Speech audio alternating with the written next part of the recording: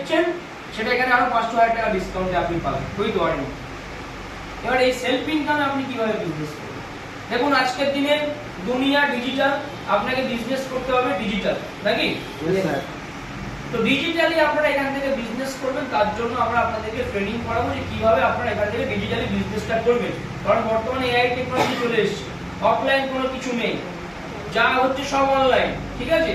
তো আপনাদেরকে কিন্তু অনলাইনে ডিজিটালি বিজনেসটা করতে হবে। এবার বিষয় কি, প্রত্যেকটা প্যাকেজে 1000 টাকা করে ডিসকাউন্ট পাচ্ছেন। কাস্টমার থেকে এখান থেকে আপনি যে লাভটা করবেন সেটা আপনার।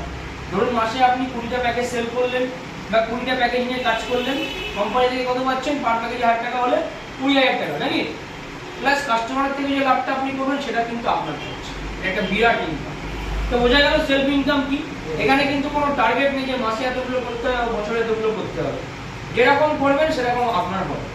মানে এখানে মাছের তেলে মাছ ভাজা ব্যবসা, আপনাকে প্রোডাক্ট কিনে স্টক করতে হবে না, প্রোডাক্ট কিনে দোকান দিতে হবে না, মানুষের বাড়ি বাড়ি যেতে হবে না, প্রোডাক্টটা ডিজিটালি আমাদের ওয়েবসাইটের মাধ্যমেই হবে। বুঝতে পারলাম? তাহলে সেলফ ইনকাম ক্লিয়ার? ক্লিয়ার তো? Yes sir. 2 নাম্বার হচ্ছে পার্মানেন্ট স্যালারি ইনকাম। বাঙালি এটাই বোঝে কি, মাসিক মাইনে সিস্টেম, নাকি? যে কাজ যা আছে পাওয়া ঠেলে দিয়ে হাত দিয়ে আমাদের ঠেলে করে দেবো, মাইনে করে দেবো তাই বলো, নাকি? এখানে মাইনে কত পাবে?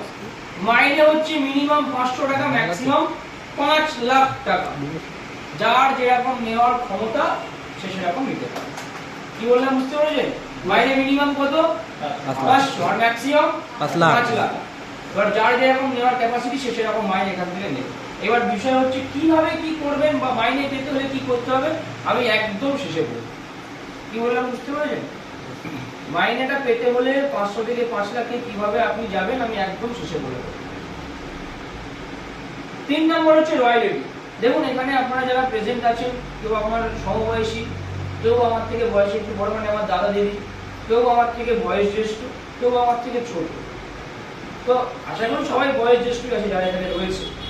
তো প্রত্যেকের কাছে আপনারা আমাকে যে চোখেই দেখেন না কেন, দাদা হিসেবে দেখেন বা ভাই হিসেবে দেখেন বা আপনি অন্য যারা যেরকম রেসপেক্ট করে সেই চোখেই দেখেন, প্রত্যেকের কাছে আমার একটা প্রশ্ন, চোখটা বন্ধ করে 5টা সেকেন্ড একটা কথা বলে ভাববেন যে আজকে আপনি যে কাজটা করছেন, কালকে যদি কোনো কারণে সেই কাজটা করতে না পারেন, আপনার কি ইনকামটা হবে?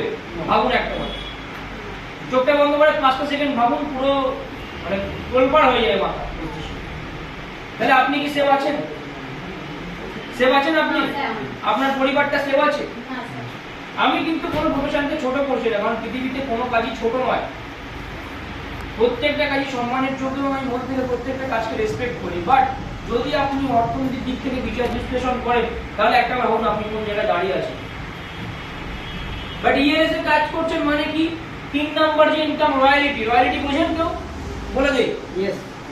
রয়্যালিটি কি জিনিস? আশা করি রবীন্দ্রনাথ ঠাকুরকে প্রত্যেকে চেনেন। চেনেন তো? চেনেন না এরকম কেউ নেই। তিনি বিশ্বকবি রবীন্দ্রনাথ ঠাকুর, তিনি নোবেল পুরস্কার পেয়েছিল। কেন পেয়েছিল বলুন? কেউ বলতে পারবেন কেন পেয়েছিল?